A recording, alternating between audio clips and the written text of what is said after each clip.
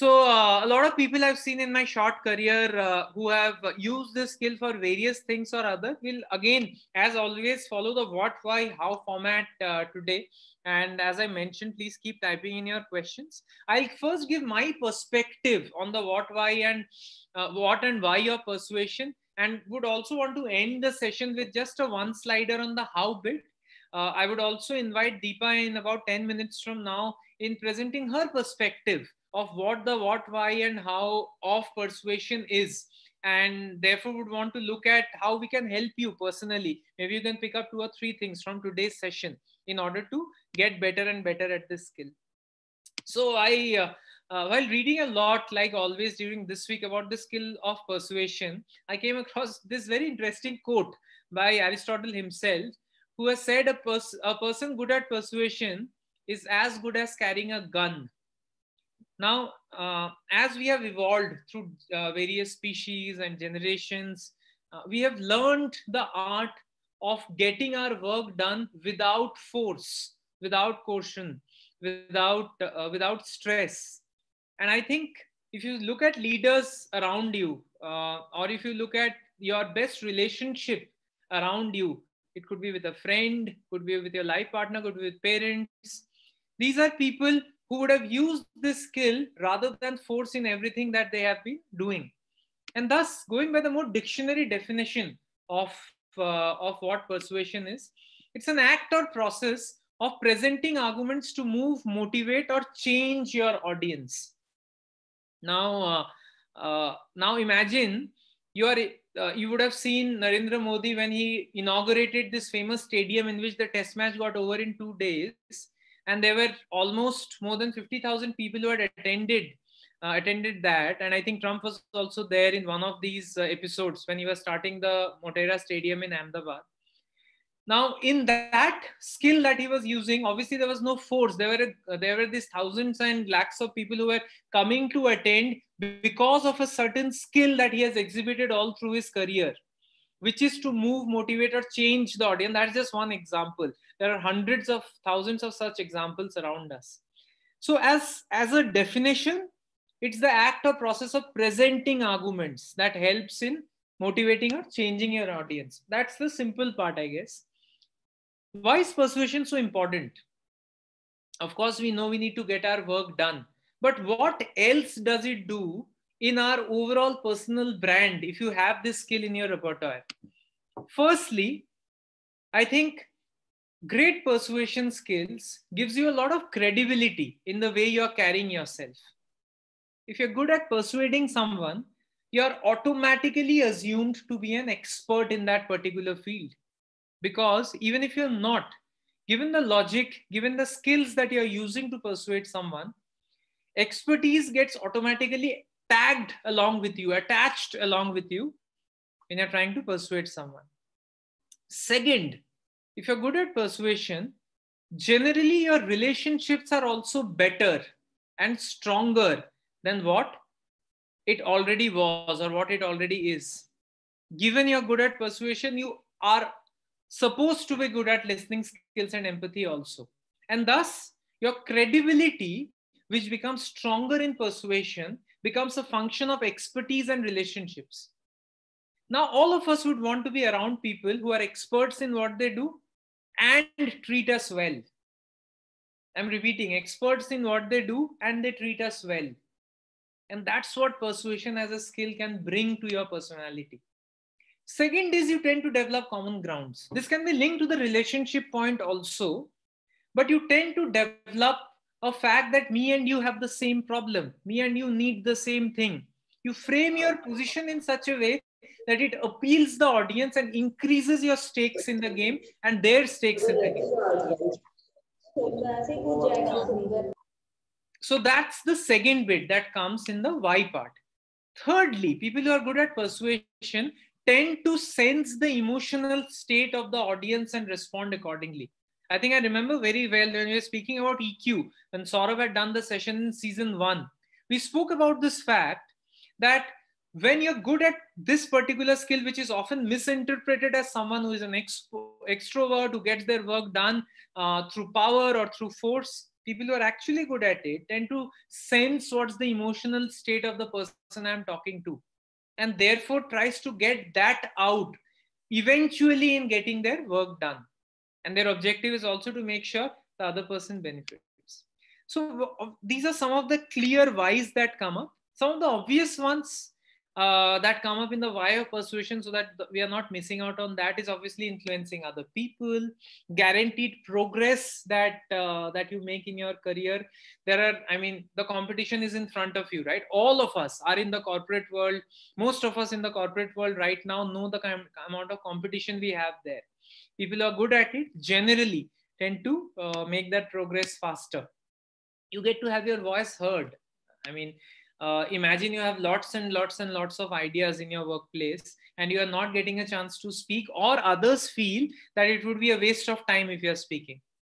So similar to the first point, in influencing people, you get to speak and get your voice heard. Either it's through written communication or spoken communication, and you become a key part of the groups that you are already involved in. Now, interesting way of gauging it, whether you're already a key part of your group, is check whether you get invited in those personal house parties that people have, and maybe you are not even aware. So that's one way that you can gauge it. Obviously, if people tend to stay quieter for longer durations when you are speaking in meetings, that's another way of gauging it, because they want to hear you, they want to listen to you when you are about to speak.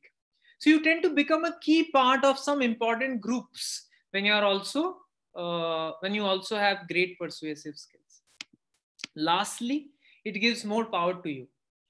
You can use your persuasion skills by making people listen, and therefore no one can actually ignore or disregard you, and thus you eventually get the power to influence the final decision. Every decision made will have your opinion also taken into account when you're trying to persuade someone. So I'll leave it at this, and invite Deepa for your thoughts on what you think persuasion is, why it's important, and the how bit of it. And I'll come back at the end maybe to give my little perspective on the how. Over to you, Deepa. We are all excited to hear you. I think you're on mute, Deepa. You'll have to unmute yourself. Hi, can you hear me now? Am I audible? Okay. Thanks, Debo, for sharing your perspective on persuasion. So this is Cracked Platform, Season 3, Episode 3. And you, me, and all of us who are present here, what we are doing is, we are doing a Powari of persuasion. So this is Powari ho rahi hai. Yeah? Does this word sound familiar to you? Yes, it does. There is a Pakistani social influencer who coined this term, and it's become a rage. For me, this is persuasion. The act of convincing someone to change their beliefs, use some terminology, follow certain lifestyle, follow certain ideology, willingly and happily. So did she ask you and me to use the word Powari in our interaction? No. Did she ask all the celebrities across the world to use it? No. But just because of that uniqueness, the fun element that the word gives, it's suddenly very popular. So that's one of the very strong strategies of persuading, influencing, or convincing people. So persuasion, in simple words, is making people feel that the idea, the thought, the decision that they are giving, it is actually their own idea, it is their own thought, it is their own decision, and making it win-win for everyone involved. Till I feel that Debo is trying to push me into something, I may or may not get persuaded or convinced, even though I agree with the idea. The minute Debo makes it sound, as if, doing whatever Debo is suggesting is also going to help me achieve my objective, my goals, that's when persuasion has happened. It is also important, Debo, to remember that it is an art. Persuasion is an art, and it takes time. It comes with patience and commitment. If I think in our first interaction, I can persuade people, convince people, may or may not happen. Hence, people who are good at persuasion are extremely patient, committed, and well-planned. Now, coming to the real work-life situation, all of us who are part of this session right now, we are all working professionals. And in our working life, we use persuasion at every aspect of our life, right from getting ourselves hired to getting ourselves promoted, to motivating our team to give more than their 100%, to stretch beyond working hours, to persuading our peers to support us, to influencing our senior leadership to listen to the ideas and thoughts that we have. Other than the fact that I said the persistence, genuineness is extremely important when we are trying to persuade. People are sharp. When we think people are fools and through hook or crook we'll be able to persuade them, then we are making a big, big mistake. Genuineness works with persuasion very well. Okay, it is also important, Debo, to know what is not persuasion. A very famous saying that even a mother does not give milk to the baby when the baby is crying. So, crying is in a way persuasion for the child. However, it may not be a very good strategy to use in adult life. So what persuasion is not forcing people, manipulating people, coercing people, whining, making a compromise, surrender, begging, please. I have, my years with the corporate, I have interacted with sales teams very, very frequently. And I saw different people using different strategies to generate business. Some, because I was in media industry and they used to sell space, some of the people would reach out to the client or the agency which was buying the space and almost kind of beg them, oh, you have a budget of so-and-so, 50 lakhs. And anyway, you are giving to XYZ competition. We have been great friends. Why don't you give it to us? Does this work? Yes. Relationship works to a certain extent. Does it work always? No.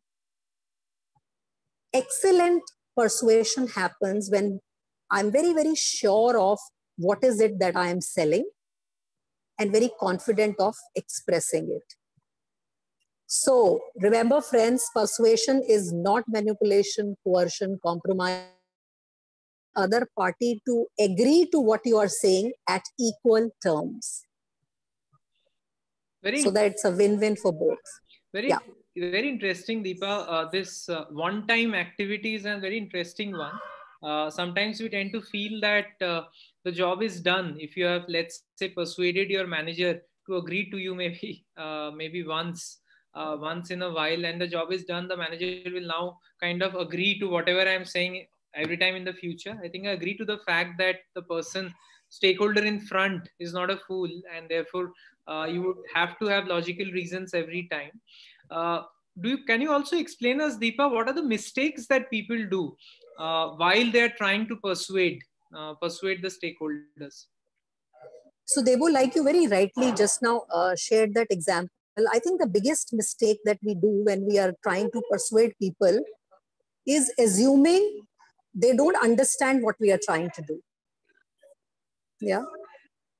Or there are times when we put, too much of effort into persuading, which may appear as desperation to the other party. Another mistake is assuming that I am, very good at persuasion. I don't know if you recall, there was a interview that Amitabh Bachchan gave some time back. He's been in the business for more than 50 years. And he said every time, even now, when he approaches a certain role, he's nervous about it. And hence what he does, he prepares himself for it. Practices. I also remember that his son Abhishek Bachchan once told the audience that the famous Amar Akbar Anthony scene where Amitabh Bachchan is drunk, a lot of people thought maybe he just had a drink and went and did the scene. But Abhishek Bachchan shared with the audience that he had practiced almost 100 times before he perfected that scene. So assuming we are good at persuasion and hence we do not need to plan for the conversation is the biggest mistake. Trying too hard or trying too less does not work either. So having the right judgment, being very, very alert and observant to see what is working and what is not working. When do I need to stop and when do I need to go further? Talking less and listening more. One couldn't emphasize more on that, and you had also touched upon it. Unfortunately, when we have an idea, a thought, we so much fall in love with the idea or thought that the minute we meet somebody, we get started and ensure that, we talk about everything good that will come out of that idea without pausing and asking the other person, what is his or her need? Even though the idea is the best idea in the world, will it work for him or her or not? So persuasion is about you, about the other person, and not about me. 80% listening and 20% talking will do the trick. And that 80% listening will help me understand what is it that works for this guy. Is this guy, someone who wants data to get convinced with an idea? Is this person someone who is very concerned about people? So his concern would be the impact that this idea will have on people. Understand that, customize your pitch, and then only you will be able to persuade people. Very interesting, Deepa. I could find out some of these are mistakes that I have also done in the past. Before we get to the how to persuade, which I think is the heart of the session today, can I have a quick poll about? I just was interested in knowing what have people used persuasion for till now, and the poll will be on your screen now. You can. There's just one question on the poll on the how bit, and the question simply reads, "What's your trick to persuasion?" Before we tell you some of the ones that we are suggesting, obviously using logic, using strong emotions, using your connect with the person that you're talking to, using stories. Using power and authority. I think Nusrat in the chat box has written that Narendra Modi's example is when he's already powerful, and I'll come back on that. Using listening skills or anything else that they would want to mention in the chat box. Along with the vote, you can also mention in the chat box, what do you do when you are sitting on a table to persuade someone, or even in your day-to-day life, you're trying to persuade anyone or anything for getting something done. We have about 56% votes already from the 40 plus people that are there in the session today.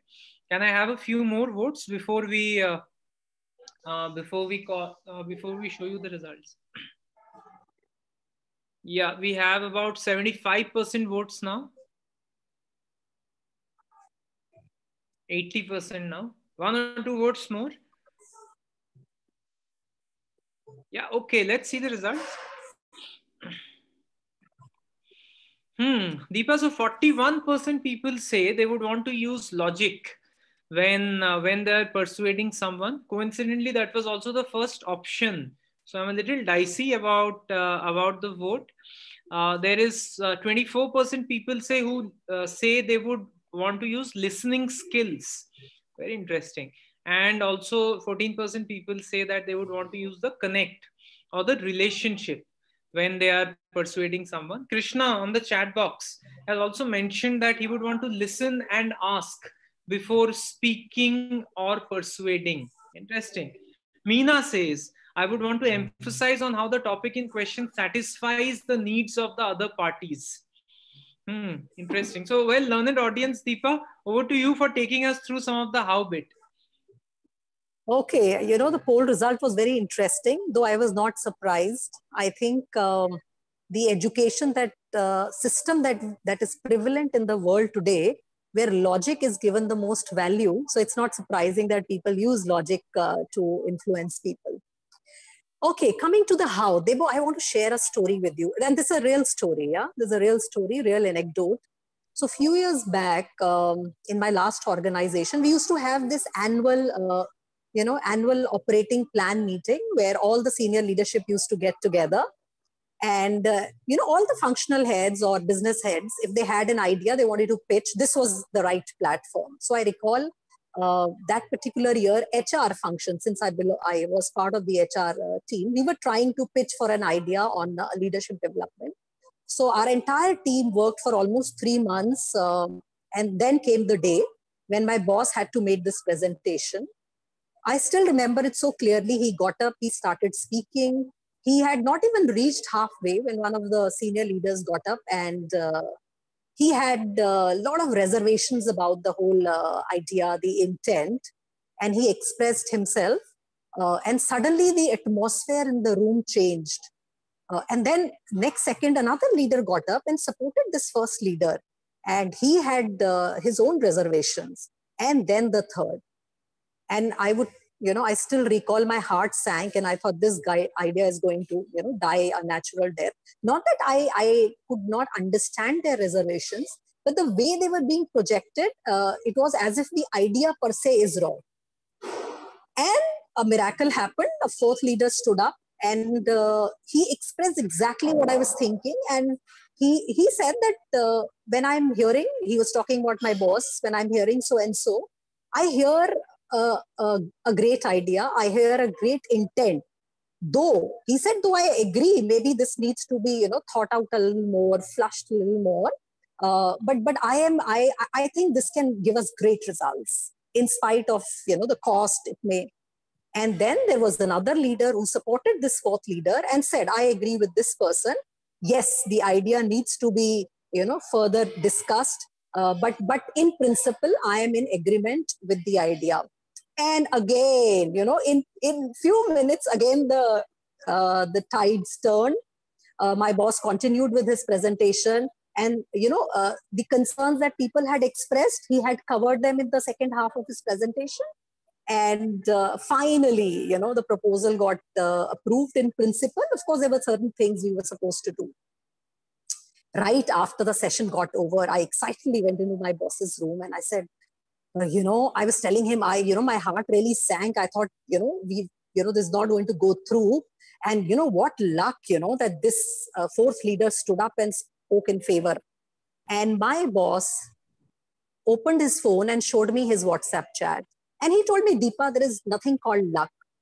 So what I saw in his WhatsApp chat was his conversations with fourth, fifth, and few other leaders who were part of the leadership team. And he had requested them for a meeting before, at least 1 month before this meeting was supposed to happen. Am I audible, Debo? Very clearly, Deepa. It's a very interesting one. Okay. So my learning that day was what my boss had done while we were working on the proposal for 3 months. He was scouting the environment. He was identifying that of the team of 20 in the leadership team, who will be the one who will be more inclined to support this idea. Maybe because their thought process would be in line with what we were proposing. And he had proactively reached out to them in last 1 month, shared the proposal with them, obtained their inputs, incorporated their inputs in the proposal before presenting it to the entire group. And it was these people who stood up there and supported his idea because he had involved them. So this was a great learning at the first how of persuasion or influencing for me, which is to understand your circle of control and influence. For all of us, wherever we are, whichever level, there are 5% people who will more or less agree to us.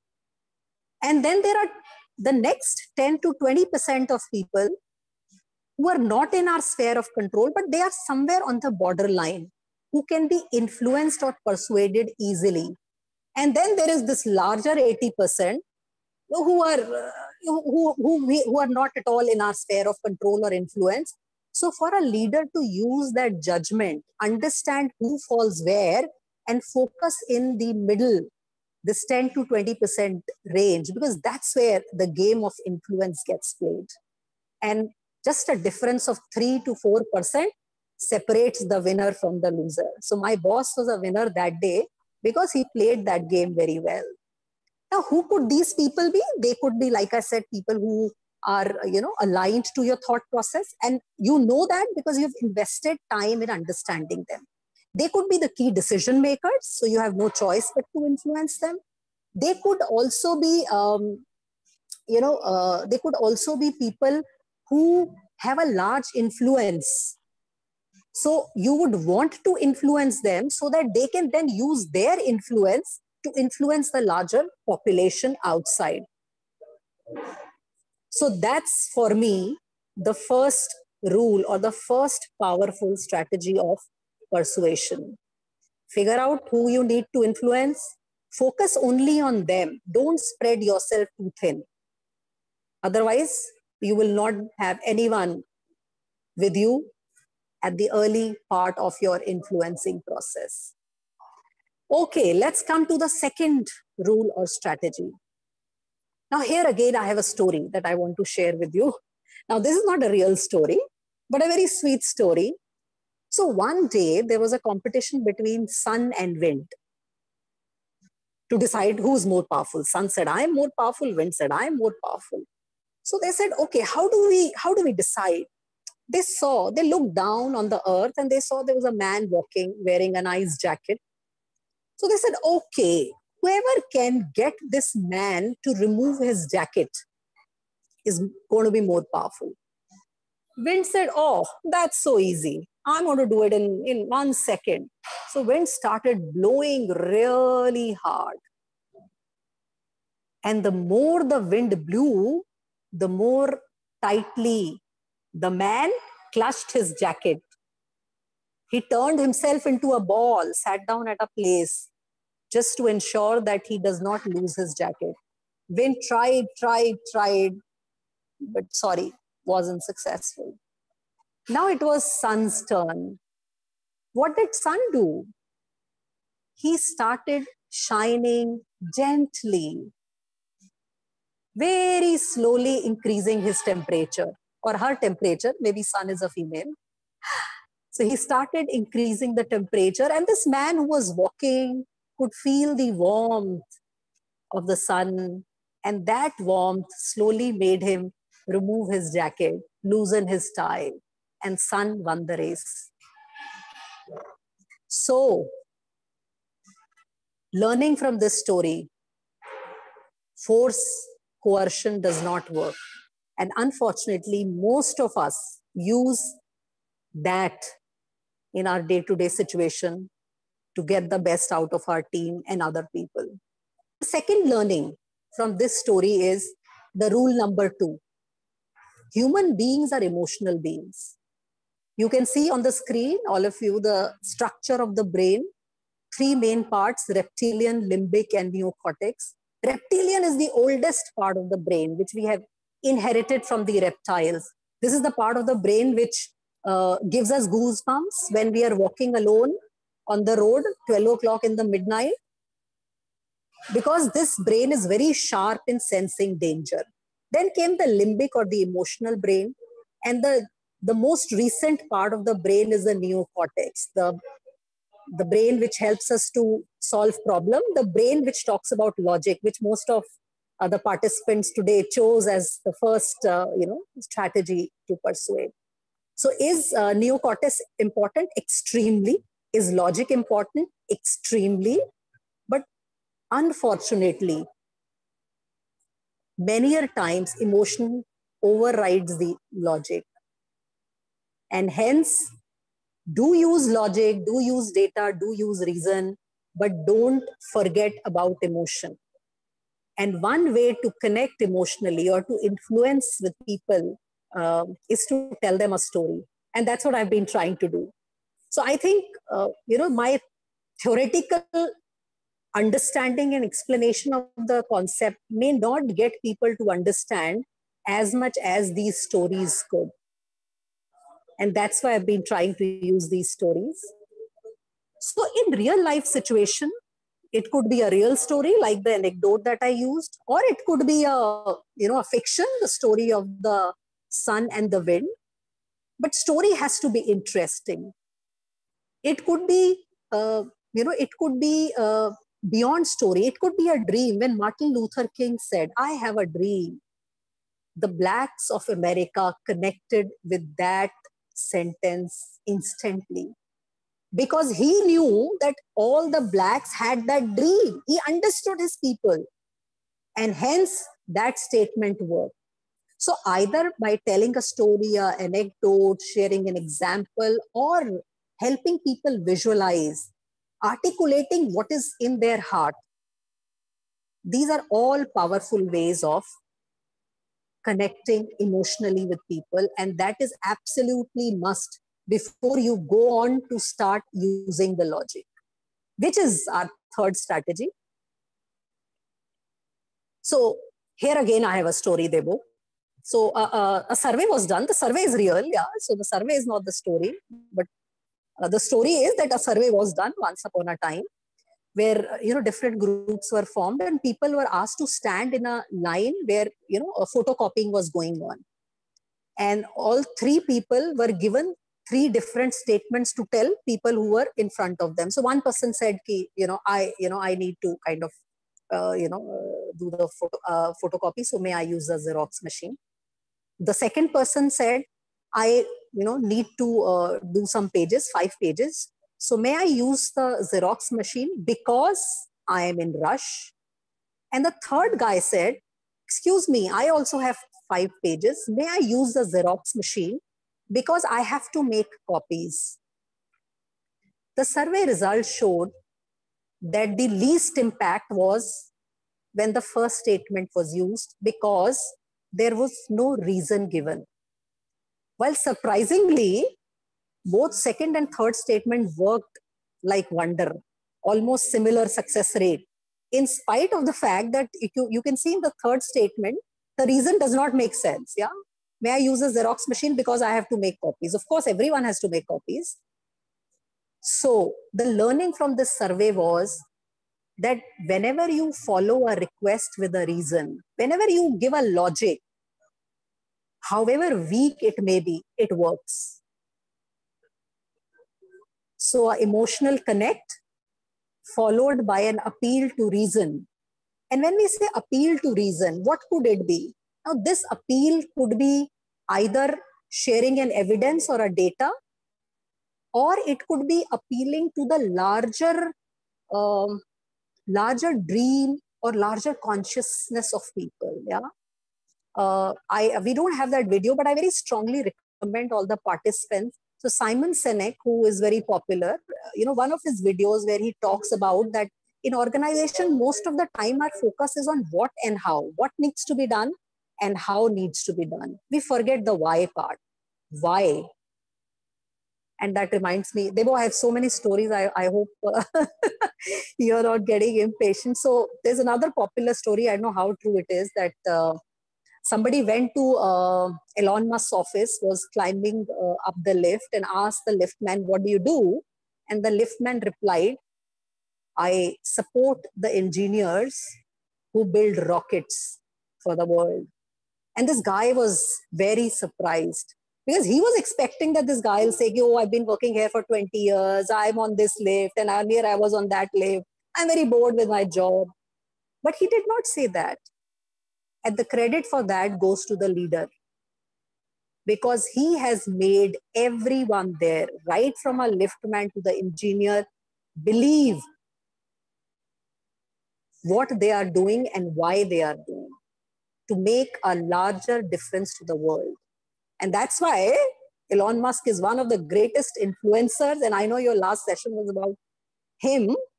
So one tweet of his can, bring the share markets down or up. Okay, I think it's time for us to move on to the next strategy or next rule. Joe Girard, I don't know how many of you have heard. He is known as the best salesperson of the world. So normally when people used to sell 5 to 10 cars per month, he was selling 5 cars per day, 12 years straight. So Harvard decided to study, what is it this guy is doing? And they discovered that his style of selling was, a very personalized style of selling. He used to meet people personally, understand them. He had his, list of prospective customers ready and would send them a greeting card not only on New Year or Christmas, but every month. He knew when their children are graduating or when the wife is expecting the second child. And, in his life, a day came when he had a team of, I think, hundreds of people who were supporting him in selling. And instead of he calling customers, people used to fix an appointment with him because they wanted to buy their car through him. So what is the learning here?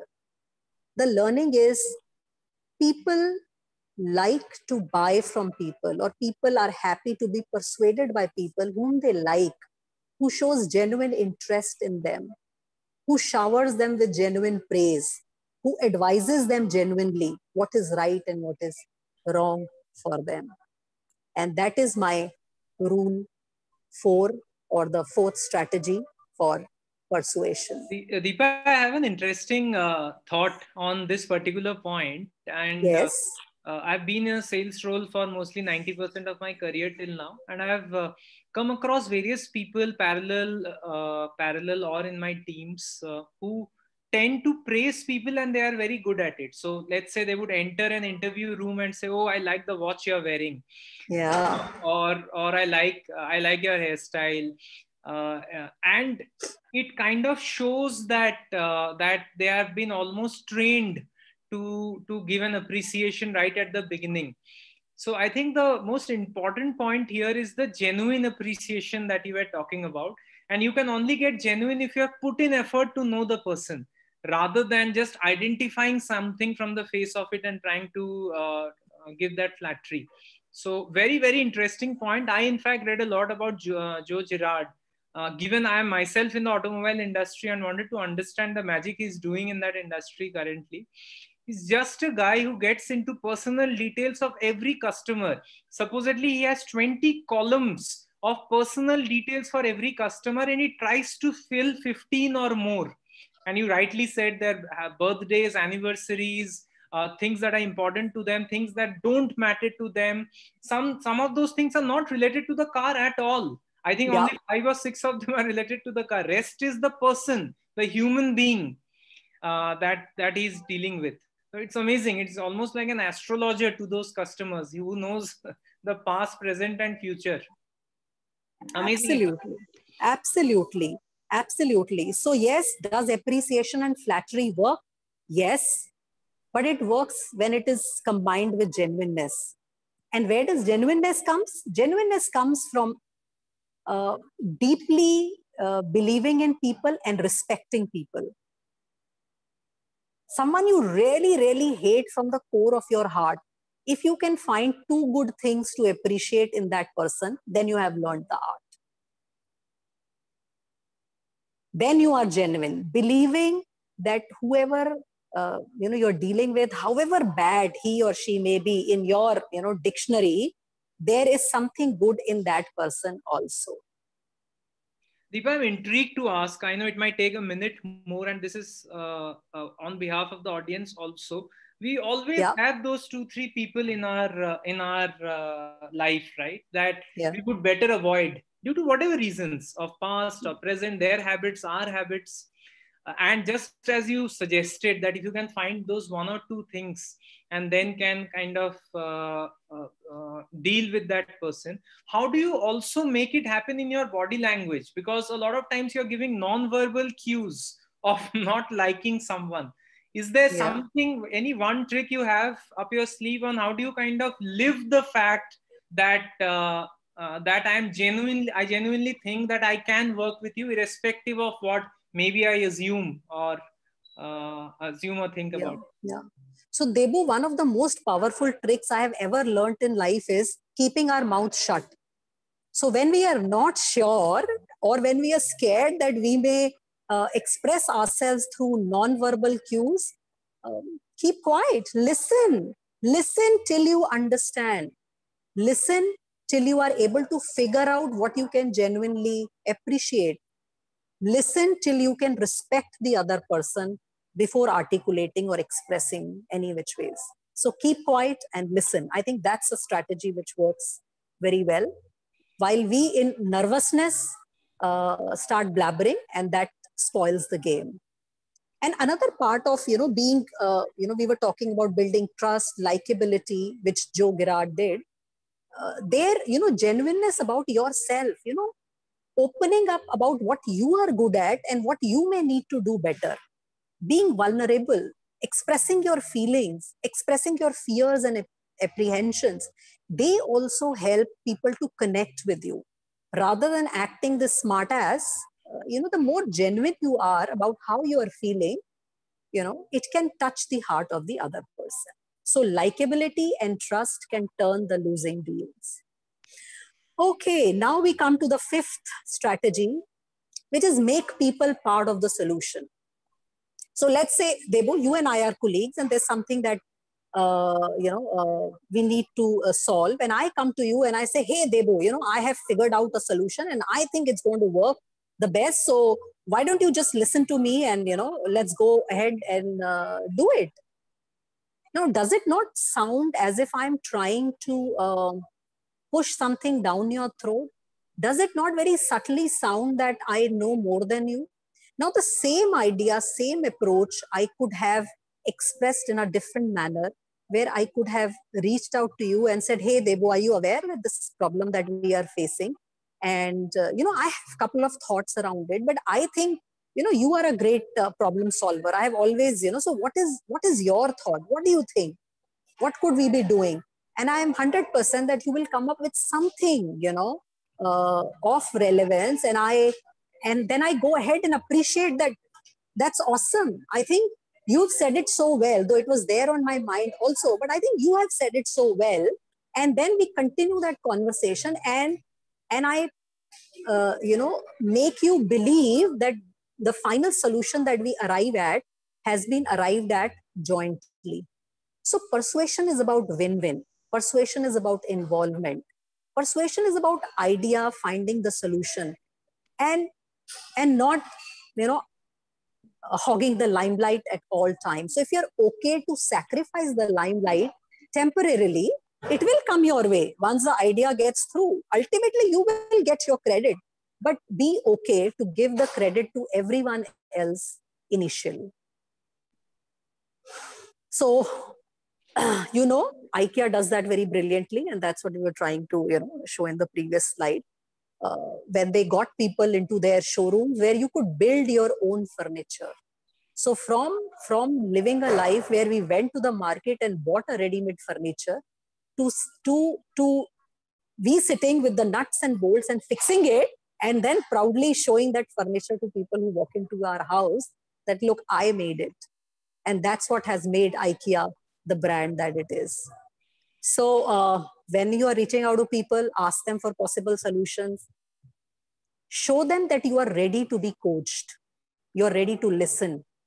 You're ready to be influenced. And like I said, keep your mouth shut most of the time. Use whatever tools are possible to you. Ask open-ended questions so that they can express. People can express and you can understand. And repeat, keep your mouth shut as far as possible. Last but not the least is everyone loves to know what is it in it for me. And that's the most popular radio station that we all love to listen to. You wanted me to be part of this session. You had to share with me why would it, how would it be of value to me? And I'm sure you do it with all the speakers that you interact with. Any of us wanted to be hired by an organization? We told at every interview, why should they hire us? What is it that we'll bring to the table? We wanted to get promoted. We told our managers why promoting us would be a brilliant idea. We want our team members to perform other than, of course, salary, which they are getting. If you want more than what they do for salary, you have to tell them what is it in it for them. So never ever forget what people want, how will whatever that you want to do, whatever you want to get done by others, how is it going to benefit them, and articulate it very, very clearly to get them involved, motivated, persuaded, influenced, and convinced. So the golden rules, as we summarize, remember your circle of influence. Remember, human beings are emotional beings. So tell a story, paint a dream, listen to them, understand, appeal to reason. Data, evidence, and why helps. Make them like and trust you. Be vulnerable, be genuine, be open, involve, and do not forget to play the What Is It In For Me radio. And you remember right at the start, I said it was not a one-time activity. So many of our friends may think that, okay, if I do these 6 things, it should happen. It may or may not happen at the first instance. You may have to do it again and again and again till you succeed. Deepa? So for me, a successful, Debo, you wanted to say something? Yeah. So I think a lot of very interesting points came up. I guess as we were discussing yesterday, is there also a very simpler process that they maybe can start today, and during the next few months maybe can look at each one of these 6 points? Is there a very simple rule book? If you have these 3-4, then definitely you can look at being a good persuader. So, Debo, I would what I have shared today are the the real important ones, but the influencing strategies are much more. And anyone who wants to get started on this journey, my recommendation is start with these 6, work on them, practice, and then pick up the next 6 and the next 6. Having as many arrows, in your kitty helps, because people are different, and rule 1 may work on Mr. X, while rule 2 may work on Miss Y. So yes, start small, polish those strategies, and as you grow, continue developing newer strategies, continue practicing newer strategies, so that you are able to persuade anybody and everybody. Yeah. Thank you, Deepa. I would take maybe 2-3 minutes more on a very interesting psychology study that I was doing this week in order to understand human thinking patterns and how we can persuade them even more. This would add on to the 6 points that you have mentioned. First, and all of this has been very well researched through various universities of the world. First is consistency that I would want to talk about. Most of us as human beings feel obligated to behave consistently with our commitments. Now, let's say you know someone who is very kind and very empathetic when they're talking, discussing, deciding. If you can mold the situation in a way that will make the person feel that they have exhibited that attribute of being kind and empathetic, they would most probably go ahead and do it. Let's say there is someone who is very disciplined, comes on time, goes on time, and keeps discipline as a way of how they would want to lead life. If you can mold what you are asking, that would make them feel that they have again been disciplined in the way they have exhibited it, most probably you will get that thing done.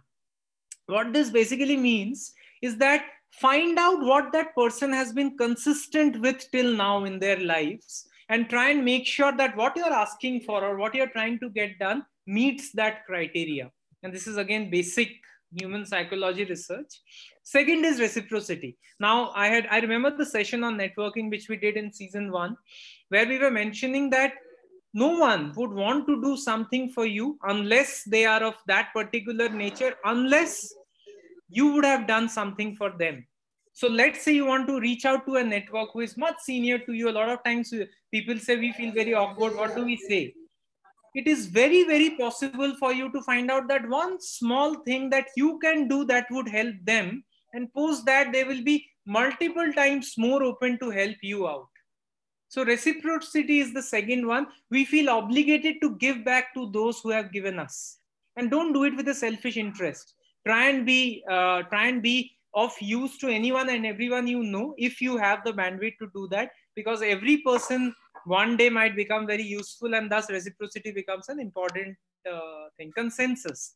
Bachpan mein a lot of times our parents have told us, or we have seen seniors telling their juniors, अगर वो सारे कुएं में कूद जाएंगे तो आप भी कूद जाओगे क्या? And I'm mentioning it in Hindi because that's what kind of rings a bell. The sad truth right now is, हाँ कूद जाएंगे.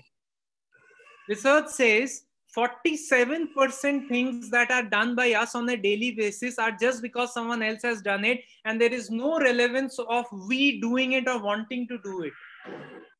That means we are constantly influenced to what others are doing. And therefore, imagine a situation where you make someone understand that what I'm asking for is something anyway everyone else is doing. And therefore, it's a run-of-the-mill thing. I'm not asking for something very special.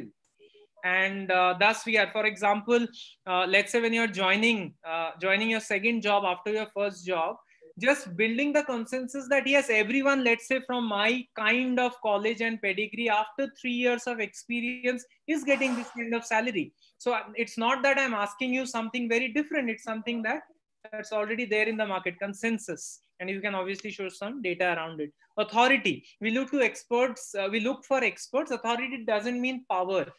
Don't misunderstand authority with power. Authority means you know so much about that subject that people naturally look up to you. Scarcity.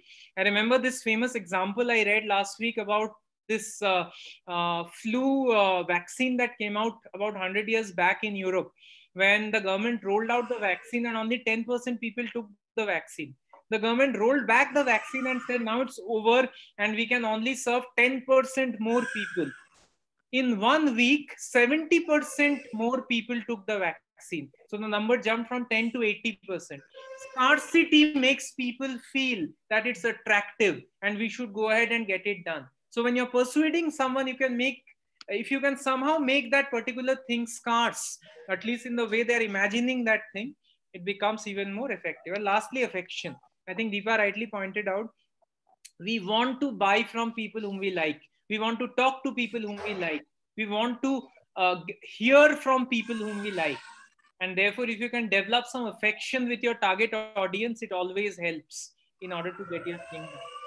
So yeah, these were my 2 bits on how you can become a better persuader over a period of time. Would open up the house for questions. I know we have 1 minute, but we'll extend it by about 7 to 8 more minutes to take questions. While I take the first few questions that have come up on the chat group, please feel free also, if you want to unmute yourself and speak, you can write on the chat box that I want to ask the question rather than typing it here, and we would be very happy to hear you.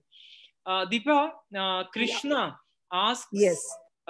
Krishna asks, what should you focus on while persuading? Option 1, persuade for the greater good, or option 2, persuade for an immediate relief? My question is, why should it be this or that? Why cannot it be this and this? Like I had mentioned some time back also, when you are strategizing for influencing somebody, think of all possible strategies. So you could be talking about both a larger good and immediate relief. And also when you start with a certain strategy to influence and you sense that it is not working, be very quick to change your strategy. Be very quick, observant, alert. So if emotions are not working, shift to data. If data is not working, charm the other person. Use the likability model. So don't restrict your mind by thinking either this or that. It is always a question of this and much more. Yeah, thanks, Deepa. Hope, Krishna, your question is answered. SB, I don't know the full form. Saurabh Batla. Okay, Saurabh Batla asks, how to persuade negative people? My friend, you have lost the battle to persuade if you have judged them already. If your mind is telling you that they are negative people, then you have judged them, you are not respecting them, and believe you me, they can sense that. They can sense that you think of them as negative people without you saying so they will never get persuaded. I'm repeating myself, I know, but you have to start with that belief that maybe this person has not been very receptive to what I have been saying in past few months or few years. Maybe the journey has been long. and the person has always responded negatively. But in spite of that history, at this moment, can you erase all that memory and pitch as if you are pitching to a person for the first time, and and and see what is it that you can appreciate about this person, what is it that you can respect about this person, what is it that you can, emotionally connect. Even a murderer loves somebody, maybe his children, maybe, so for us he may be someone who has killed 20 people, but there's something that he connects to. And if I have to for something convince that murderer, then I may rather focus on the people or things that he loves rather than focus on the act that he did. So, please don't judge. The minute you judge, you have lost the battle to persuade and influence. Thank you. Thank you. I love the answer, Deepa. I can't agree more. Nikita and Ashok are asking a similar question, and Deepa, I would take this. Both are asking, how do you persuade someone for a meeting which is of major importance only to me and not to that person? I think Nikita and Ashok, why would that person attend that meeting if it's of no importance to them? So irrespective of the fact that it's of high importance to you, you have to find out why it's important for that person also, or don't call them. Anyone or everyone who has to attend your meeting has to have some stakes. What's in it for me? I think the last, and for me, the most important rule that Deepa said, every stakeholder you're dealing with every day, could be a customer, could be your colleagues, juniors, seniors, parents, children, siblings, everyone at the end of the day needs what's in it for me. And if you can figure that out, I think very easily you would be able to find a reason to get them to the meeting. Hope I've answered your question. Kanchan asked Deepa, how to persuade an interviewer, what points actually we had generally that he thinks you are a suitable person. So basically, how to use persuasion during an interview. So bring your best game forward. So many a times, I've been an HR professional all my life. I think thousands of interviews I have done. And people have no stories to tell. When I say no stories to tell, so a typical CV says, I am a very good decision maker. I am a great multitasker. I am not looking for the fancy words. What I am looking for is that you tell me, Deepa, 6 months back, this was my main KRA, and this was the additional task given to me, and then this came into my kitty. It was very confusing. It was, however, this is how I addressed it. So I addressed this first, and then I planned around this, and then I got support of 2 people. So this story tells me that he or she has multitasked in the past. So you telling me that you are a multitasker is meaningless to me unless you can tell me when have you displayed this competency in your past career. So going prepared for the interview with real anecdotes of each competency that you really think that you bring is very, very powerful. But it will happen only if you are genuinely a multitasker. Unfortunately, many of us put terms like decision maker and analytical and this and that just because we think it will make the CV look very, very impressive, and the person sitting on the other side is not intelligent enough to judge whether I am all this or not. So I hope I have answered. Be very genuine about what you are writing in your CV.